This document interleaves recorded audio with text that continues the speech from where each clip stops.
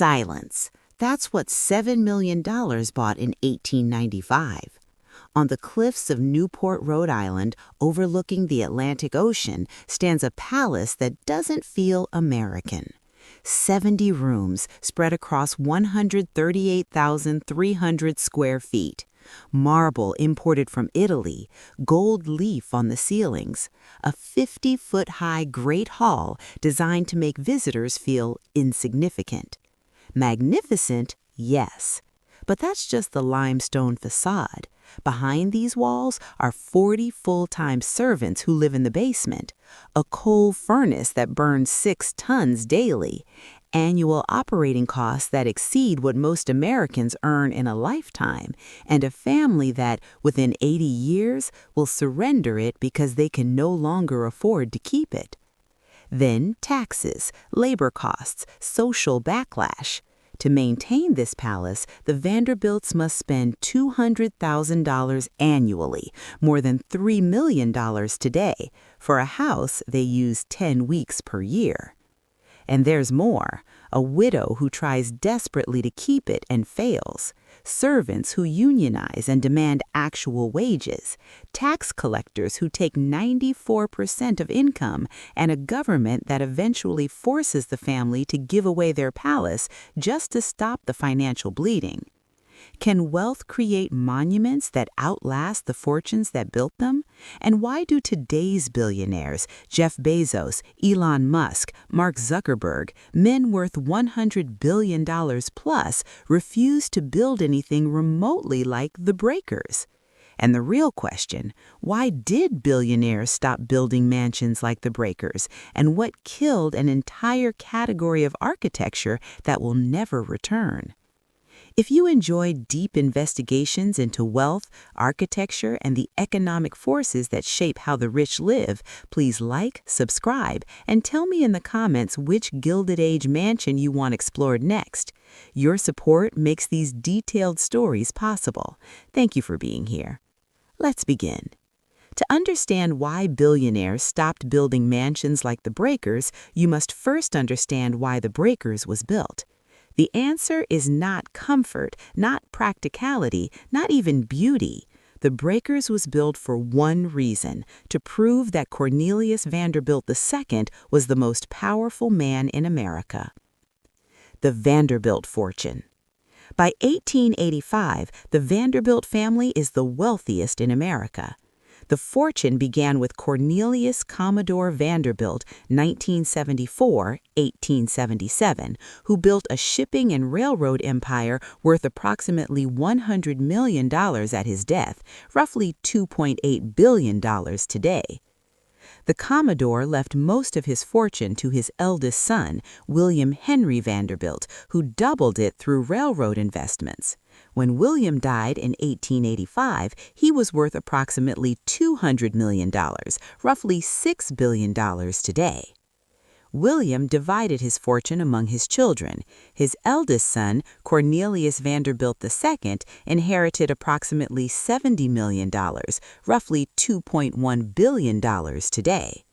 Cornelius is not just wealthy, he is dynasty-level wealthy. He controls railroads, he influences politics, he sits on corporate boards. But there is a problem. His social status does not match his wealth. The social competition. In the 1880s to 1890s, America's wealthiest families engage in a brutal competition for social supremacy. The battleground, Newport, Rhode Island. Newport is America's summer resort for the ultra-wealthy. Families build cottages, the ironic term from mansions with 30 to 70 rooms, and compete to outdo each other. The Astors build Beechwood, 40 rooms. The Belmonts build Belcourt Castle, 60 rooms. The Vanderbilts already have Marble House. William K. Vanderbilt, Cornelius's brother, built it in 1892. 50 rooms, $11 million, modeled after the Petit Trianon at Versailles. Cornelius Vanderbilt II needs to surpass them all, not because he needs a bigger house, but because social status in Gilded Age America is measured by visible display of wealth. If your house is smaller, you are less important. If your parties are less lavish, you are socially inferior. This is not vanity, though vanity plays a role. This is how power is demonstrated in an era without mass media, without the internet, without any way to communicate status except through physical monuments.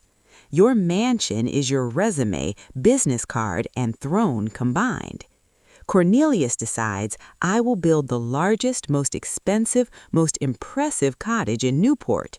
He will call it the Breakers, named after the waves breaking on the rocks below the estate. In 1893, Cornelius hires Richard Morris Hunt, America's preeminent architect, the man who designed the base of the Statue of Liberty and multiple Vanderbilt mansions. The instructions are simple. Build me the finest summer house in America, spare no expense.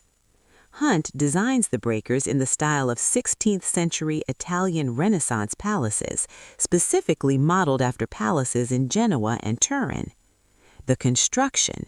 Timeline, 1893 to 1895, 2 years. Cost, approximately $7 million, $1895, equals roughly $250 million today. Size.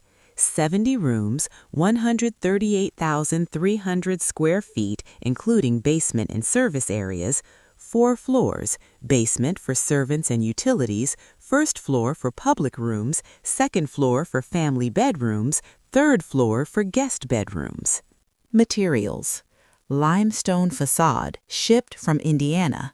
Marble, imported from Italy, different types, Cipollino, Pavonazzo, African, and Rouge. Gold leaf, ceilings and decorative elements. Platinum leaf in the dining room ceiling. Mosaic floors, imported Italian craftsmen laid intricate patterns. Carved oak, walls, doors, bookshelves. Labor, over 2,000 workers during peak construction. Italian stonemasons for marble work. French artisans for decorative elements. Local laborers for heavy construction. The design. Hunt creates a palace designed for spectacle, not comfort. The Great Hall, 50 feet high, modeled after a 16th-century Italian courtyard. Balconies on second floor overlook the hall. Visitors enter and are immediately dwarfed by scale. The dining room, seats 34. Walls, carved oak. Ceiling, platinum leaf, platinum, not gold, more expensive, more ostentatious. 2 12-foot-tall alabaster columns, crystal chandeliers. Purpose, impress dinner guests with overwhelming opulence. The ballroom, 2,400 square feet, gold leaf ceiling, massive chandeliers, each weighing over a ton, can accommodate 200-plus guests for parties. Purpose, host the grandest social events in Newport. The morning room, Alice Vanderbilt's sitting room, platinum and silver decorative elements, French-style furnishings, overlooks the ocean. Purpose, demonstrate refined taste, not just wealth, but cultured wealth. The library, carved walnut walls, 10-foot ceilings, thousands of leather-bound books, many unread, purchased by the set for appearance. Purpose, suggest intellectual sophistication. The infrastructure. The Breakers is not just decorative, it is technologically advanced for 1895. Heating, central heating system, coal-fired boilers in the basement, radiators in every room, revolutionary for the era. Most homes still used fireplaces. Plumbing, hot and cold running water in all bathrooms, multiple bathrooms, 33 total, unheard of for the time. Toilets with indoor plumbing, still rare in 1895. Saltwater and freshwater systems. Bathrooms have taps for both, ocean water for bathing, fresh water for drinking. Electricity, electric lights throughout. Most homes still used gas lamps, powered by on-site generators, wiring hidden in walls, aesthetic decision. Kitchen, Massive professional-grade kitchen in the basement, multiple ovens, stoves, sinks, cold storage, early refrigeration, dumbwaiters to lift food to the dining room, designed to support dinners for 100-plus guests. Servants' quarters, basement level, deliberately hidden from public view, small bedrooms for 40-plus live-in staff, separate dining room for servants, minimal comfort, purpose, they're not guests, they're labor. The cost breakdown, estimated. Construction, $5 million. Furnishings, $1.5 million. Art and decorative elements, $500,000. Total, $7 million. 1895 equals $250 million today. But the construction cost is only the beginning. The real expense is operation. The Breakers opens for its first summer season in 1895. Cornelius and his wife Alice move in with their children. They host parties. They entertain guests. They establish themselves as the premier family in Newport. The social gambit works. The Breakers is immediately recognized as the finest cottage in Newport. Cornelius Vanderbilt II has won the status competition. But at what cost? Annual operating costs, 1895 to 1920s. Running the Breakers costs approximately $200,000 annually, 1920s dollars, equals roughly $3 million today. This includes 1. Staff salaries, $60,000 to $80,000 per year. The Breakers employs approximately 40 to 50 full-time servants, numbers vary seasonally. Indoor staff. Butler oversees household operations, $1,200 per year. Under butlers, 2 to 3, $600 per year each. Footmen, 4 to 6, serve meals, answer doors, $400 per year each. Housekeeper oversees maids, $800 per year. Maids, 12 to 15, clean rooms, make beds, wash clothes, $200 to $300 per year each. Kitchen staff, chef, sous chefs, cooks, scullery maids, 8 to 10 total, $400 to $800 per year, chef, $200 to $400 per year, others. Laundresses, 2 to 3, wash linens and clothes, $250 per year each. Outdoor staff, head gardener, $1,000 per year. Undergardeners, 4 to 6, $400 per year each. Groundskeepers, 2 to 3, $400 per year each. Coachmen or drivers, 2 to 3, later chauffeurs, $600 per year each. Stable hands, 2 to 3, care for horses, $300 per year each. Specialty staff, seasonal or part-time. Ladies' maid for Cornelius Vanderbilt, $500 per year. Valets for Cornelius and Sons, $500 per year each. Nanny or governess for children, $400 per year. Tutor, $600 per year. Total staff cost, approximately $60,000 to $80,000 per year, 1920s. 2. Fuel and utilities, $40,000 to $50,000 per year. Coal, the Breakers burns approximately 6 tons of coal daily during occupied months, November to April if used as winter house, but primarily summer, June to September. Summer consumption, nearly 3 tons per day, less heating, more for hot water and cooking. Annual coal cost, nearly $30,000. Electricity, generators, nearly $10,000. Water, nearly $5,000. 3. Food and supplies, $30,000 to $40,000 per year.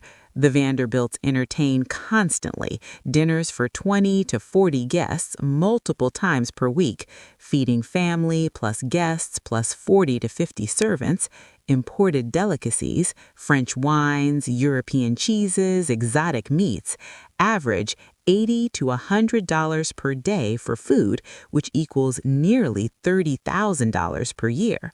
4. Maintenance and repairs, $30,000 to $50,000 per year.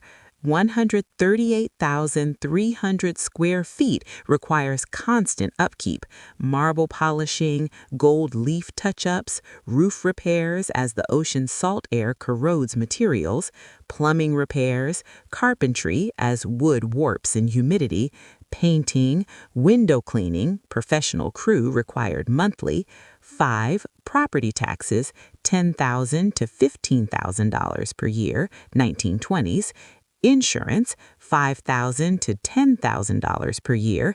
Miscellaneous, linens and replacement furnishings, $5,000 to $10,000 per year. Total annual cost, $200,000 plus, 1920s, equals $3 million today, and the breakers is used approximately 10 to 12 weeks per year.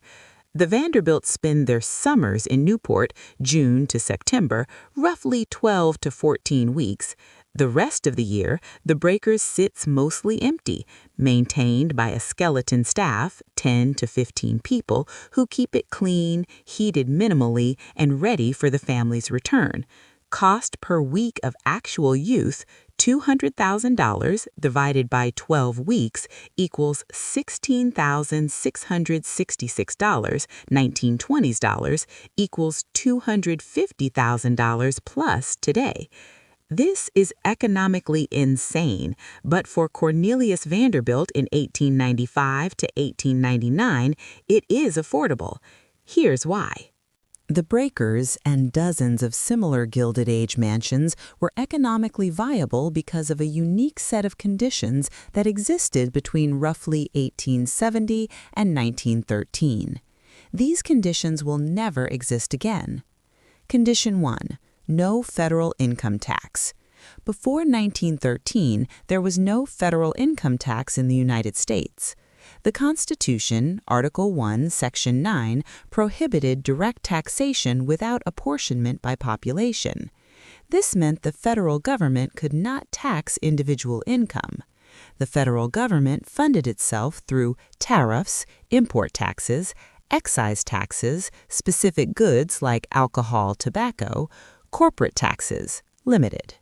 For wealthy individuals, this meant you kept 100% of your income.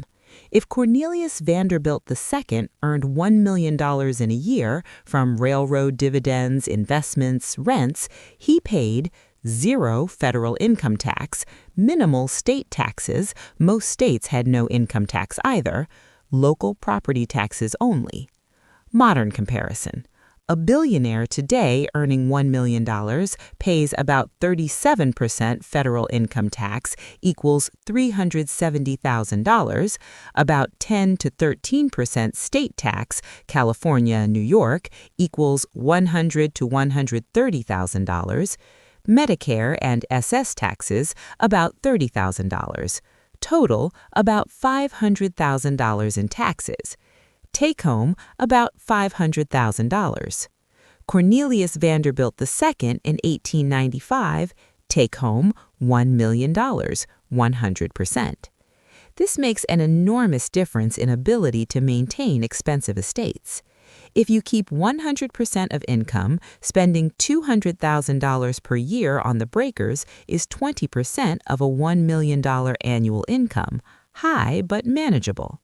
If you keep only 50% of income, spending $200,000 per year requires $400,000 pre-tax for the same standard of living, much harder. Condition 2. No estate tax.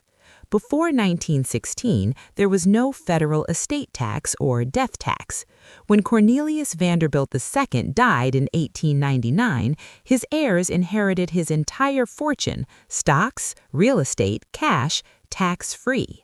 His widow Alice received the breakers, transferred to her ownership, investments in cash sufficient to generate about $200,000 to $300,000 per year income, 100% of the inheritance. Modern comparison. When a billionaire dies today with a $100 million estate, federal estate tax 40% on amounts over $13.61 million 2024, state estate taxes, some states, additional 10 to 20%, heirs receive about 50 to 60% of the estate. Example, estate worth $100 million, federal estate tax about $35 million, state estate tax, NYCA, about $10 million, heirs receive about $55 million. This means heirs must often sell assets, real estate, stocks, art, to pay the estate tax. For estates like the breakers, worth millions but generating no income, the estate tax is devastating. Heirs must either sell the mansion, but who can afford to buy it, sell other assets to keep the mansion, draining the fortune, or donate the mansion to charity, get a tax deduction, lose the property. Without estate tax, pre-1916, mansions passed from generation to generation intact. With estate tax, post-1916, every generation loses half the fortune. Within 2 to 3 generations, the fortune is gone and the mansion unsustainable. Condition 3. Cheap labor. In the 1890s-1910s, domestic servants were abundant and cheap. Why labor was cheap? 1. Immigration. Millions of European immigrants, Irish, Italian, German, Eastern European, arrived in the U.S. between 1880 and 1920, desperate for work. Many spoke little English and had few skills beyond manual labor. Domestic service was one of the few jobs available. 2. No labor laws, no minimum wage, no overtime pay, no worker protections, no unions initially. Servants worked 14 to 16-hour days, 6 to 7 days per week for minimal pay. 3. Room and board. Servants lived in the employer's house, basement, or attic, ate employer-provided food. Their cash wages were low because housing and meals were included. 4. Social norms. Domestic service was considered respectable work, better than factory work. Families proudly sent daughters to work as maids in wealthy households. Typical wages, 1895 to 1920. Maid, $15 to $25 per month, equals $180 to $300 per year. Butler, $80 to $100 per month, equals $960 to $1,200 per year. Cook, $30 to $50 per month, equals $360 to $600 per year. Modern comparison, 2024. Housekeeper, $40,000 to $60,000 per year. Butler, $80,000 to $150,000 per year. Private chef, $70,000 to $120,000 per year. Labor cost multiplier, roughly 100 to 200x higher today. Impact on mansion economics. The breakers in 1895.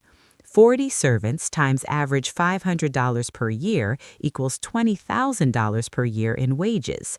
The breakers today, if you tried to replicate, 40 domestic workers times average $50,000 per year equals $2 million per year in wages. Labor costs alone are 100x higher. This makes Gilded Age mansion operations impossible to replicate today. Condition 4. No social backlash. In the 1890s, conspicuous consumption was admired, not criticized. Building a palace like the breakers was seen as proof of success. You built a fortune, now display it. Economic stimulus, you employed thousands of workers. Cultural patronage, you supported artisans, architects, craftsmen. There was criticism from socialists and labor organizers who called the Gilded Age robber barons exploiting workers. But mainstream society celebrated wealth. Newspapers covered Newport parties breathlessly. Society pages listed who attended which dinners. The public was fascinated, not outraged. Modern comparison. In 2024, building a $250 million mansion invites media criticism, billionaires waste money while people are homeless, political attacks, tax the rich, they don't need palaces, lawsuits, neighbors sue over construction, noise, traffic, security threats, kidnapping, robbery, protesters. Social pressure has reversed. Gilded Age, display wealth to gain status. Modern era, hide wealth to avoid criticism. This fundamentally changes how billionaires build. Condition 5. Immobile capital. Gilded Age wealth was tied to physical assets: railroads, Vanderbilt fortune, steel mills, Carnegie fortune, oil fields, Rockefeller fortune, real estate, Astor fortune. You couldn't move a railroad to Switzerland. You couldn't hide a steel mill in the Cayman Islands. Your wealth was visible, local, and taxable once taxes existed. Because your capital was immobile, you displayed it. You built monuments, you created dynasties.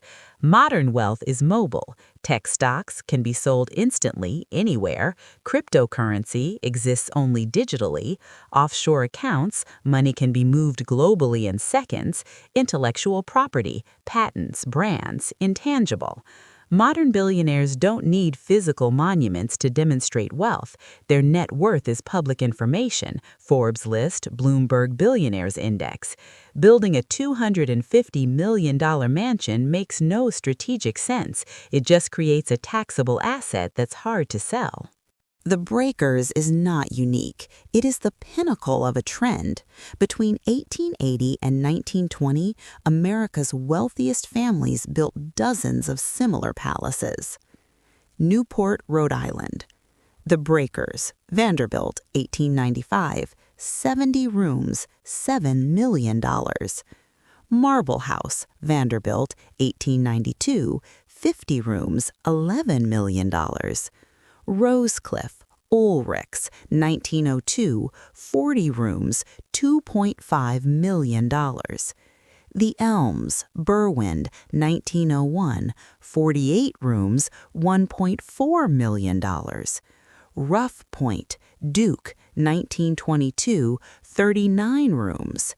Belcourt Castle, Belmont, 1894, 60 rooms, $3 million. Ochre Court, Golay, 1892, 50 rooms. Château-sur-Mer, Wetmore, 1852, expanded 1870s, 40 rooms.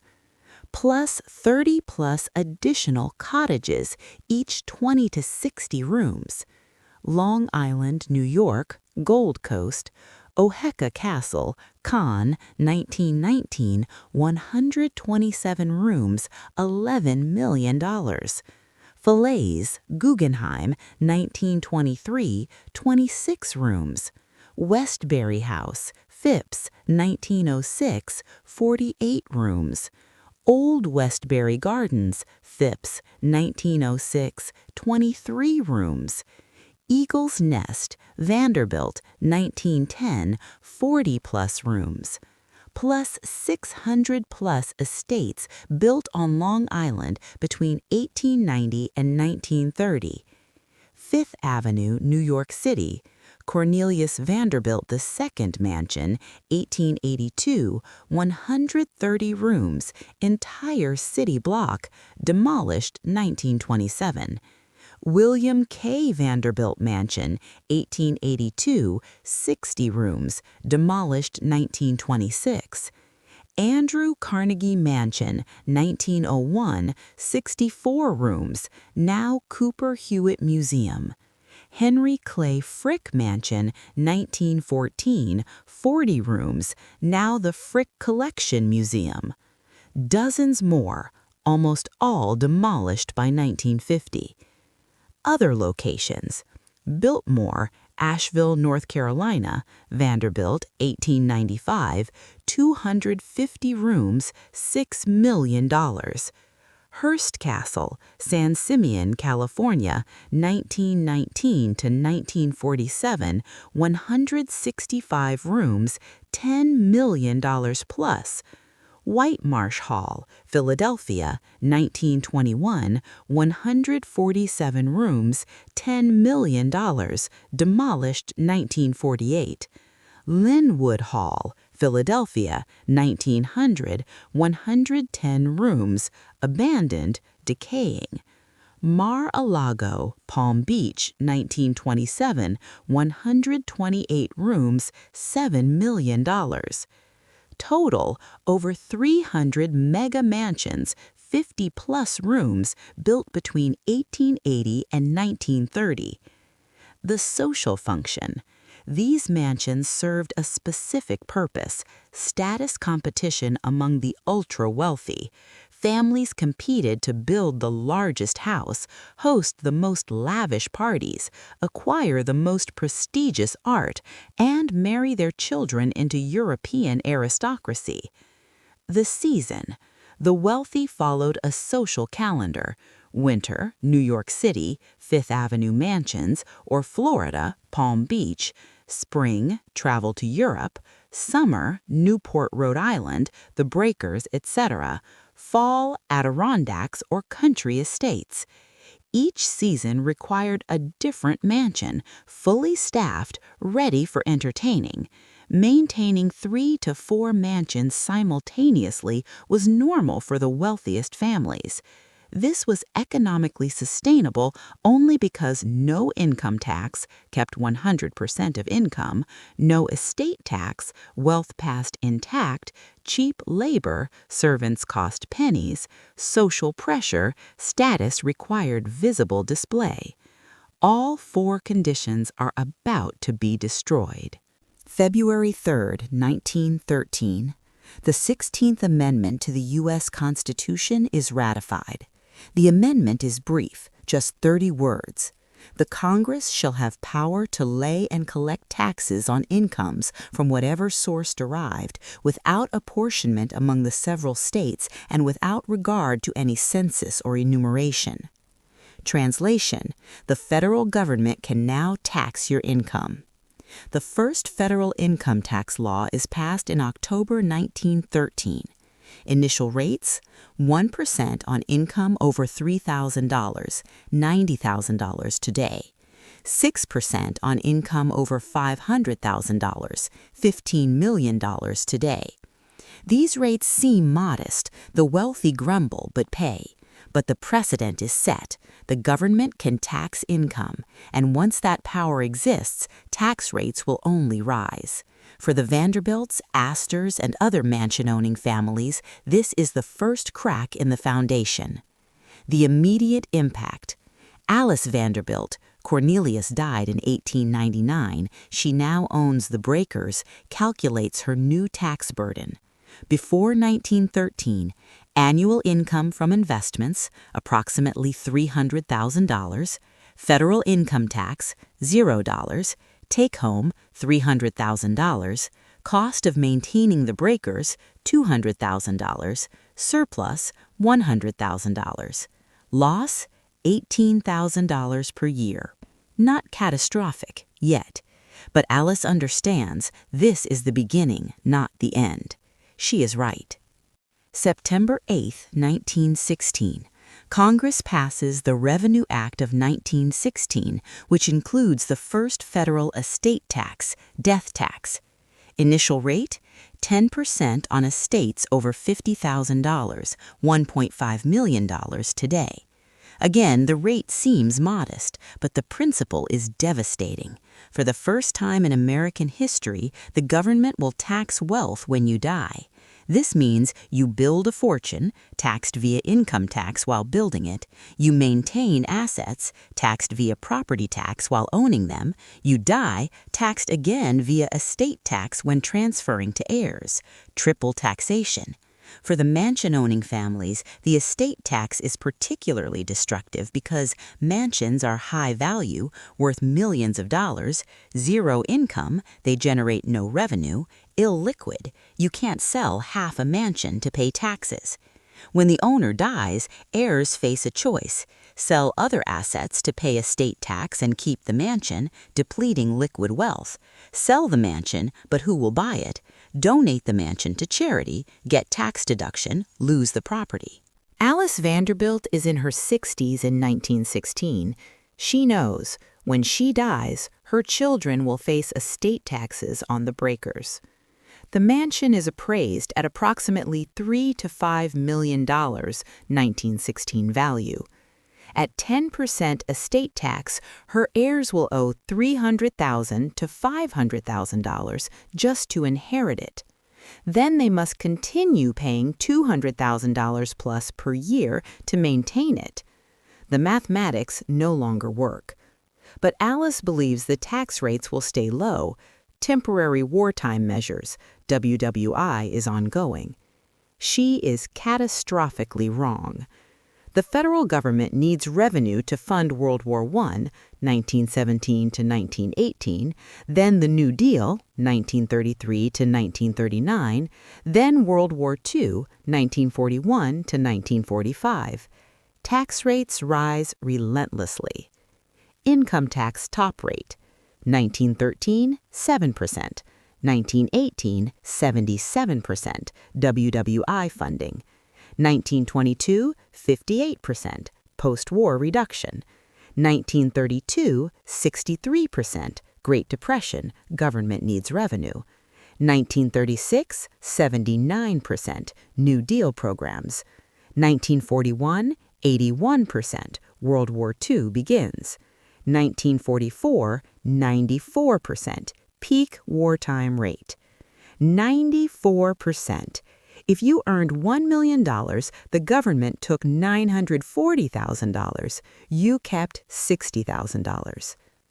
Estate tax top rate, 1916, 10%, 1924, 40%, 1935, 70%, 1941, 77%. For mansion-owning families, this is economic annihilation. The breakers under confiscatory taxation. Alice Vanderbilt, who lives until 1934, watches her family's wealth erode under taxation. Example calculation, 1930s. Income. Vanderbilt family investments generate $500,000 per year. Taxes. Federal income tax, top rate 79% by 1936, approximately $395,000. State taxes, NY 10%, approximately $50,000. Total taxes, $445,000. Take home, $55,000. Expenses, maintaining the breakers, $200,000 per year, maintaining other properties, NYC mansion, etc., $100,000 per year. Living expenses, $50,000 per year. Total expenses, $350,000 per year. Annual deficit, $295,000. Every year, the family must sell assets, stocks, bonds, real estate, to cover the deficit. At this rate, the fortune will be exhausted within 20 to 30 years. And when Alice dies, estate taxes will take 70% of what remains. The Gilded Age economic model is dead. The Great Depression, 1929 to 1945, and World War II, 1941 to 1945, deliver the final blows to Gilded Age mansions. Impact 1. Investment income collapses. The 1929 stock market crash and subsequent depression devastate investment portfolios. Stocks lose 80 to 90% of value, dividends stop, real estate values collapse. Families like the Vanderbilts, whose income comes from investments, see their annual income drop by half or more. Before 1929, Vanderbilt investments generate $500,000 per year. After 1929, investments generate $200,000 to $250,000 per year. But mansion operating costs remain the same. The breakers still requires $200,000 per year maintenance. The coal still costs the same. The roof still leaks and needs repair. The deficit widens catastrophically. Impact 2. Labor costs rise. During and after World War II, the domestic servant model collapses. Why servants disappear? Number 1, factory jobs pay better. During World War II, factories need workers. Men are fighting overseas. Women who previously worked as maids take factory jobs. Wages $30 to $40 a week in factories versus $15 to $20 a week as servants. Servants leave domestic service en masse. Number 2, social attitudes change. Domestic service becomes seen as degrading, servant-master relationship. Post-World War II, democratic ideals emphasize equality, fewer people willing to be servants. Number 3, labor laws and unions. Minimum wage laws, 1938 Fair Labor Standards Act. Domestic workers begin unionizing. 40-hour work week becomes standard. Overtime pay required. Impact on mansion staffing. The breakers in 1920. 40 servants, average wage $500 a year, total labor cost $20,000 a year. The breakers in 1950 can only hire 10 to 15 servants. Others refuse the work. Average wage $3,000 to $5,000 a year. Minimum wage laws plus competition from other industries. Total labor cost $40,000 to $75,000 a year. Labor costs triple or quadruple, and you can't find enough workers anyway. Mansions become unstaffable. Impact 3, technology doesn't solve the problem. Some assume technology, dishwashers, washing machines, vacuum cleaners, would reduce servant needs. It doesn't work for mansions like the breakers. Why? Scale. The breakers has 70 rooms, 33 bathrooms, 138,300 square feet. A modern vacuum cleaner helps, but you still need people to operate it. A dishwasher helps, but formal dinners for 30+ still require servers, cooks, kitchen staff. Washing machines help, but 70 rooms of linen still need laundering, folding, and ironing. Formality. Gilded Age entertaining requires human service. Butlers to serve guests, footmen to open doors and carry luggage, ladies' maids to help with dressing, elaborate gowns required assistance, valets to maintain wardrobes. Technology cannot replace the performance of service that defines upper-class entertaining. Modern billionaires solve this differently. They don't entertain formally, casual dinners, catered events. They use hotels or restaurants for large events. They live informally, jeans and t-shirts, not white-tie dinners. But Gilded Age families built mansions for formal entertaining. When that social model dies, the mansions become obsolete. After World War II, Gilded Age mansions enter a death spiral. The pattern repeats across hundreds of estates. Original owner dies, heirs inherit and face estate taxes, 40 to 77%. Heirs must sell assets to pay taxes. Heirs cannot afford to maintain mansion, $200,000 plus a year. Heirs cannot find staff, no one wants to be a servant. Heirs try to sell mansion, no buyers, who can afford it. Heirs donate mansion to charity or government, get tax deduction, escape costs. Or mansion is demolished. Land is more valuable than building. The breakers decline. 1934. Alice Vanderbilt dies at age 89. Her daughter Gladys Setzini, Countess Setzini, married to a Hungarian count, inherits the breakers. Estate tax bill. Estimated $1 to $2 million, rates are 60 to 70% by 1934. Gladys must sell stocks and other assets to pay the tax. 1935 to 1948, Gladys tries to maintain the breakers. She cuts staff to a skeleton crew, 10 to 15 people instead of 40. She closes entire wings of the house, too expensive to heat or maintain. She uses only a few rooms when visiting Newport. But the annual costs still exceed $150,000 to $200,000. Her income from inherited investments after taxes is insufficient.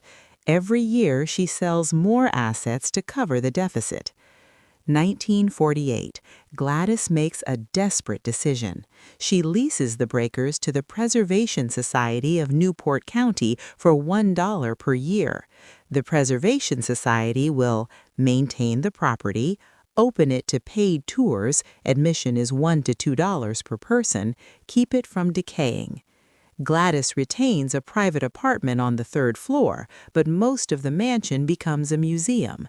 The Vanderbilt family has lost control of the breakers.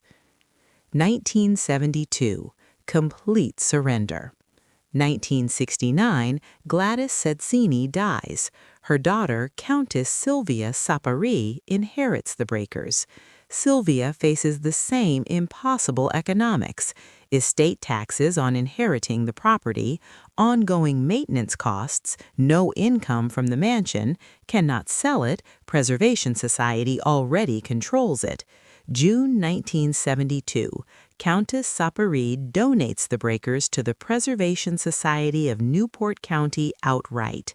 The Vanderbilt family loses ownership completely. From 1895 to 1972, 77 years of Vanderbilt ownership. After 1972, the breakers is a museum owned by a nonprofit open to tourists. The Vanderbilts become visitors to their own former palace. Newport, Rhode Island. Marble House, donated to Preservation Society, 1963. The Elms, donated to Preservation Society, 1962. Rosecliff, donated to Preservation Society, 1971. Rough Point became a museum after Doris Duke's death, 1993. Ochre Court sold to Salve Regina University, 1947. Long Island, New York, Oheka Castle, abandoned 1940s, nearly demolished, eventually restored as hotel. Most of the 600 Gold Coast estates demolished 1950s to 1970s, land more valuable than buildings. Fifth Avenue, New York City, Cornelius Vanderbilt II Mansion, demolished 1927, William K. Vanderbilt Mansion, demolished 1926, Astor Mansions, demolished 1920s to 1940s, Most Fifth Avenue mansions demolished, replaced with apartment buildings. Other major estates: White Marsh Hall, Philadelphia, demolished 1948, Linwood Hall, Philadelphia, abandoned 1952, still decaying, Hearst Castle, California, donated to the state of California 1958, Mar-a-Lago, Florida, donated to federal government 1973, rejected, sold to Trump 1985. Of the 300-plus mega-mansions built 1880 to 1930, 90 demolished 1920s to 1980s, 150 donated or sold to universities, museums, governments, 30 remain in private hands, mostly subdivided or converted to other uses, 20 abandoned and decaying. Only a handful remain as originally intended, private family residences. The destruction of Gilded Age mansions was not accidental. It was the result of deliberate policy choices designed to reduce wealth concentration. The political philosophy. Between 1913 and 1945, American political philosophy shifted dramatically. Before 1913, Gilded Age. Wealth inequality was accepted, even celebrated. Government role was minimal, no social programs. The rich were admired as captains of industry. After 1913, Progressive Era to New Deal to post-war, wealth inequality seen as dangerous to democracy. Government role expanded massively with Social Security, Medicare, etc. Rich were criticized as robber barons exploiting workers. Tax policy was the weapon to reduce inequality. Politicians explicitly designed taxes to prevent the accumulation of dynastic wealth. President Franklin Roosevelt, 1935, inherited economic power is as inconsistent with the ideals of this generation as inherited political power was inconsistent with the ideals of the generation which established our government. Translation: we will not allow American aristocracy. We will tax inherited wealth until dynasties cannot form. This was not accidental, it was intentional, and it worked. How tax policy killed mansions. Income tax, top rate 94% by 1944, prevents accumulation of massive fortunes, can't save when government takes 94%, forces wealthy to spend or donate, tax deductions for charity. Estate tax, top rate 77% by 1941, ensures fortunes cannot pass intact to heirs, forces sale of illiquid assets like mansions to pay taxes, breaks up large estates. Property tax, rising throughout the 20th century, creates ongoing cost for holding real estate, makes large estates expensive to maintain. Capital gains tax, introduced in 1913, rates rise over time, discourages holding appreciating assets like mansions in valuable locations, encourages selling before death to avoid estate tax. Together, these taxes make it economically impossible to build a massive fortune. Income tax takes too much. Maintain a mansion. Property tax plus operating costs exceed post-tax income. Pass mansion to heirs. Estate tax forces sale. The Gilded Age mansion model is dead, and it will never return unless tax policy changes to pre-1913 levels, which is politically impossible. Modern billionaires are wealthier than Gilded Age tycoons by orders of magnitude. Cornelius Vanderbilt II, 1995, around $70 million equals $2.1 billion today. Modern billionaires, 2024, Elon Musk, $250 billion, Jeff Bezos, around $180 billion, Mark Zuckerberg, around $170 billion, Bill Gates, around $130 billion. Modern billionaires have 50 to 100 times more wealth than Vanderbilt, but they don't build mansions like the breakers. Why? Modern billionaire housing strategy. Bill Gates, Xanadu 2.0, Medina, Washington. Built 1988 to 1997. Cost around $63 million. Size 66,000 square feet, half the size of the breakers. Style modern, tech-integrated, not palatial. Key features: earth-sheltered design, low profile, energy efficient, advanced technology, automated systems, sensors, and screens, library with rare books, indoor pool, theater, gym. Staff, estimated 10 to 15, far fewer than the breakers' 40. Philosophy, technology replaces labor, automated systems, not servants. Why Gates didn't build a breaker-style mansion? Technology, modern systems, HVAC, security, entertainment require fewer staff. Privacy, low-profile design attracts less attention than a palace. Efficiency, smaller footprint equals lower operating costs. Tax strategy, not trying to avoid estate tax via grandeur, using charitable foundation instead. Jeff Bezos' multiple property strategy. Bezos doesn't own one mega mansion, he owns multiple properties globally. Beverly Hills Estate, $165 million, 13,000 square feet, 2020.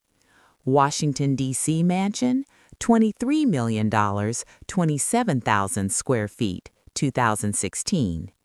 Manhattan Penthouse, $80 million, 2019. Maui Estate, $78 million, 2021. Florida Estate, $68 million, 2023. Texas Ranch, 30,000 plus acres.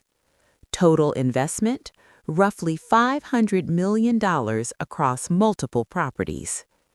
Why this strategy instead of one breaker-style mansion? Diversification, properties in different cities or countries. Liquidity, can sell individual properties without losing the estate. Tax advantages, multiple properties in different jurisdictions equal tax planning opportunities. Flexibility, Lives where work requires, Seattle, D.C., etc. Privacy, harder for media to track if spread across multiple locations. Mark Zuckerberg, Palo Alto compound. Main house, approximately 5,000 square feet, modest for a billionaire. Strategy, bought surrounding properties, approximately $100 million total, to create a privacy buffer, not a palace. Purpose, prevent neighbors from selling to paparazzi, developers, etc. Why Zuckerberg doesn't build a palace? Silicon Valley culture. Conspicuous consumption is uncool in tech, hoodie greater than tuxedo. Privacy. Mega mansion attracts attention. Compound of normal houses equals privacy. Tax efficiency. Smaller primary residence equals lower property tax. Mobility. Tech billionaires move frequently, don't want to be tied to one property.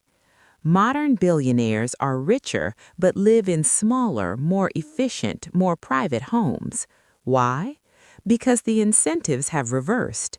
Even if a modern billionaire wanted to build a Breakers-style mansion, the economics make it impossible. Scenario: can Jeff Bezos build a new Breakers? Let's calculate if Jeff Bezos, worth $180 billion, could replicate the breakers today. Construction cost. Original breakers, $7 million, 1895, equals $250 million inflation adjusted.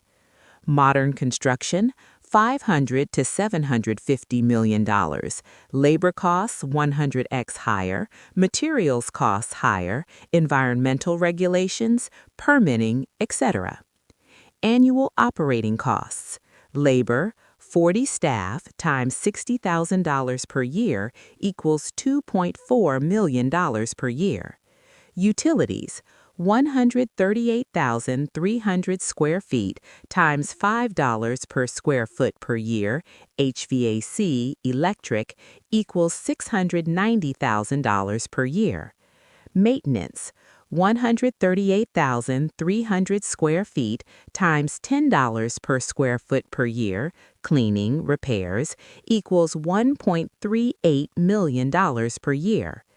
Property tax, depends on location, but estimate $5 to $10 million per year based on $500 million value. Insurance, $500 million property equals $2 to $3 million premium per year. Security, full-time security team equals $1 to $2 million per year. Landscaping and grounds, 13 acres equals $500,000 per year. Total annual cost, $13 to $20 million per year.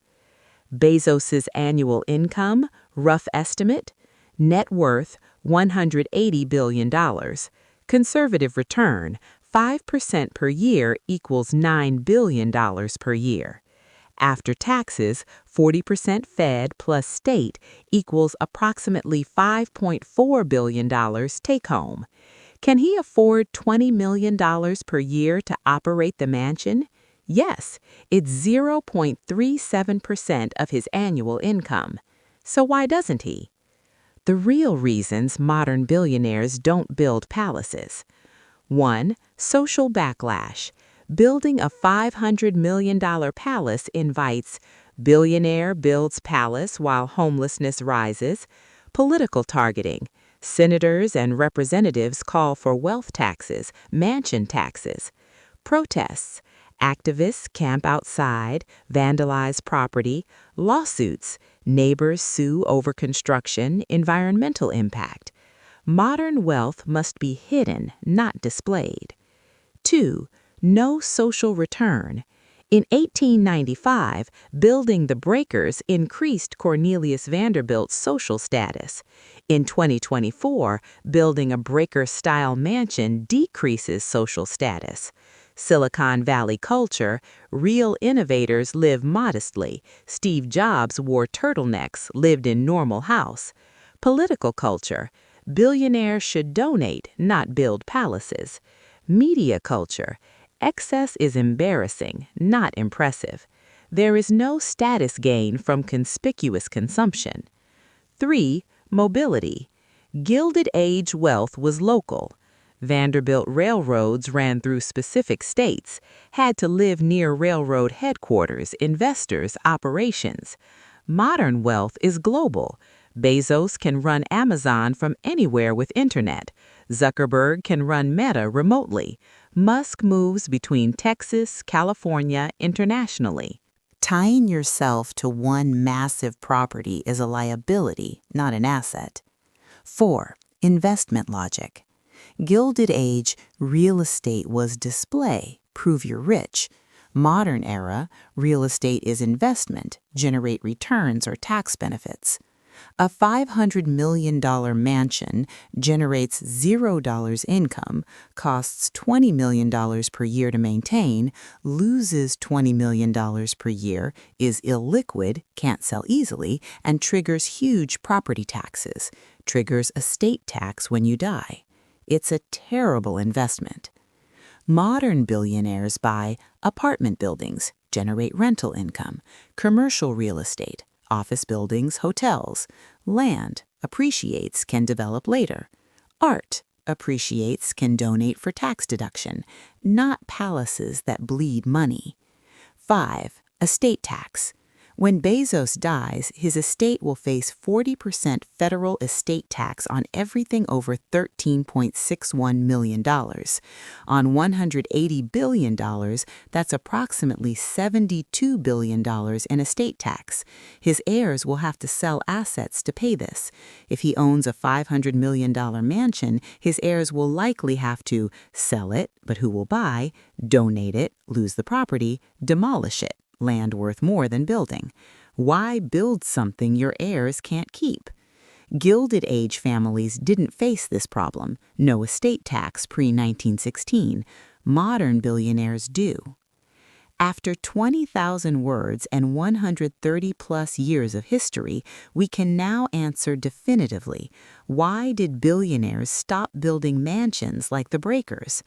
Primary cause, tax policy. 1913, income tax introduced.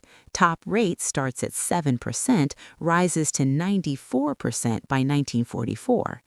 Impact, prevents accumulation of Gilded Age level fortunes.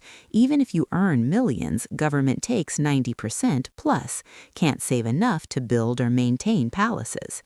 1916, estate tax introduced. Top rate rises to 77% by 1941. Impact, fortunes cannot pass intact to heirs. Every generation loses half the wealth. Within 2 to 3 generations, mansion becomes unaffordable. Heirs forced to sell or donate. Ongoing, property tax increases throughout 20th century. Impact creates annual cost for holding large estates. Mansions become financial drains, not assets.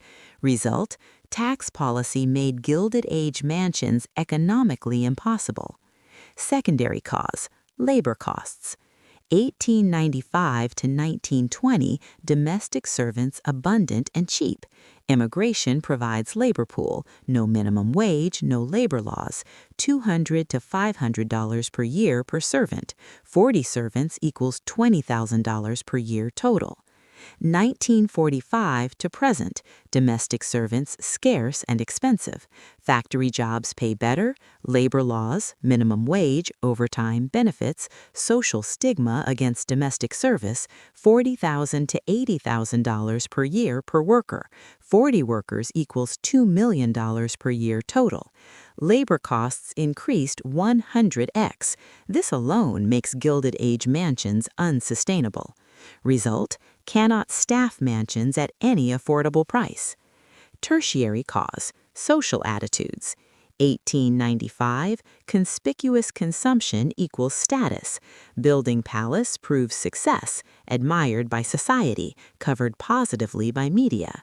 2024, conspicuous consumption equals criticism. Building palace invites backlash. Attacked by media, politicians, public. Creates security risks. Result, no social benefit to building palaces, only costs. Technology.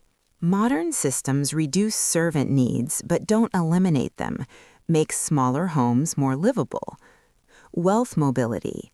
Modern fortunes are digital, global, not tied to physical locations. Billionaires live where work requires, not where family estates are. Investment logic. Real estate viewed as investment should generate returns. Palaces lose money, operating costs exceed value. Estate planning. Modern billionaires use trusts, foundations, corporations to manage wealth. A single massive mansion is tax inefficient. The Breakers was not killed by a lack of wealth. Modern billionaires are far wealthier than Cornelius Vanderbilt II. The Breakers was killed by changes in economic conditions. Tax policy. Income tax plus estate tax make accumulation and transfer of dynastic wealth impossible. Labor costs. Servants 100x more expensive. Social incentives. Display is now criticized, not celebrated. These conditions will not reverse. Therefore, mansions like the Breakers will never be built again. Modern billionaires still own expensive real estate, but they build differently. Strategy 1. Technology-integrated compounds. Example, Bill Gates's Xanadu 2.0. Focus, automation, efficiency, privacy. Staff, minimal, 10 to 15 versus 40 to 50. Strategy 2, multiple properties globally. Example, Jeff Bezos's portfolio, 500 million across 6+ properties. Focus, diversification, mobility, tax planning. Purpose, live where needed, sell when convenient. Strategy 3, privacy buffers. Example, Mark Zuckerberg buying surrounding properties. Focus, privacy, not display. Strategy, buy neighbors out to prevent paparazzi access. Strategy 4, charitable foundations. Example, Gates Foundation headquarters. Focus, tax-deductible legacy building. Result, name on foundation, legacy, tax deduction, savings. Common threads, efficiency over display, privacy over status, investment logic over monument building, tax planning over dynastic estates. Only if tax policy reverts to pre-1913 levels. Required changes: eliminate federal income tax or reduce to less than 10%, eliminate estate tax, reduce property taxes dramatically, somehow reduce labor costs 100x, impossible without reversing minimum wage, labor laws, and social norms. Likelihood, 0%. These changes are politically impossible. Progressive taxation is now a foundational principle of modern democracies. Therefore, mansions like the Breakers are extinct. They are architectural dinosaurs, products of an economic environment that no longer exists and will never return. We can visit them as museums. The Breakers gets 400,000 plus visitors annually. We can marvel at their opulence, but we cannot replicate them. The age of palaces is over. The Breakers was built to demonstrate permanent power. Cornelius Vanderbilt II wanted to prove, my family is so wealthy, so powerful, that we can build a palace that will stand for centuries as a monument to our dynasty. The Breakers still stands, but the Vanderbilt family doesn't own it.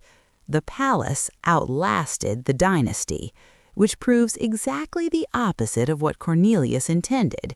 Monuments to ego outlive their builders, but not in the way builders hope.